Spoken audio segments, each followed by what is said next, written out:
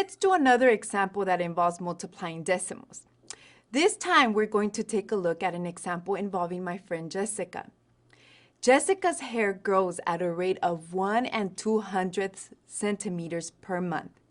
If her hair continues to grow at this rate, how much will her hair grow in 9 25/100 months?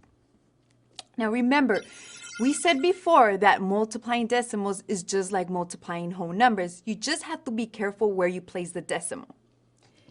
Let's go ahead and bring in our factors. We have 1.02 times 9.25. 5 times 2 is 10. 5 times 0 is 0, and 1 is 1. 5 times 1 is 5. Don't forget your placeholder now that we're moving on to the next row. 2 times 2 is 4. 2 times 0 is 0. And 2 times 1 is 2. And something to note, I'm going to remove this one here because we don't want to get confused with the other numbers that we have to place up there. So we want to get rid of that one. Okay, let's continue. Finally, we have the 9 that we have to multiply. And now we need 2 placeholders and make sure we write the rest of our numbers in the correct places. 9 times 2 is 18. We write a 1 here. 9 times 0 is 0, and 1 is 1. And 9 times 1 is 9. And we are ready to add. 0 and all these zeros makes 0. 4 plus 1 and 0 is 5. 5 plus 0 and 8 is 13. 1 plus 2 plus 1 is 4. And finally, we have 9. Let's look at the decimal places now. Our factors, our first factor, notice where the decimal place is. 2 decimal places. The next one is also 1, 2 decimal places. So we add how many decimal places our factors have. That's 2 plus 2 is 4 decimal places. Now we know that our product, now we know where our product has its decimal place, and that is in the 4 decimal place.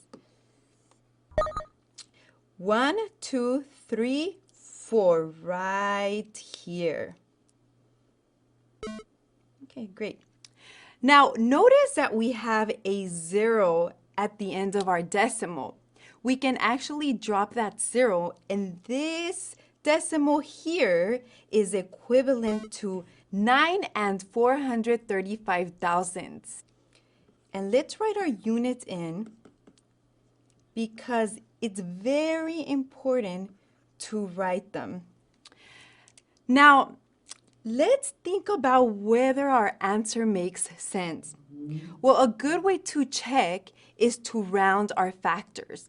Let's round the factor 1.02. That rounds to 1. And the factor 9.25 rounds to 9. If we multiply those rounded factors, we get 9 times 1 is 9. So we know our answer has to be close to 9. In fact, closer to 9 than 10. And look at this. Our answer is close to 9, so we know we are correct. So with that being said, how much would Jessica's hair grow in 9 25/100 months? Well, Jessica's hair will grow 9 435 thousandths centimeters. Okay, so multiplying decimals is great. It's not too different from multiplying whole numbers. You just have to be careful about where you place your decimal point. Good luck with decimals, and see you soon.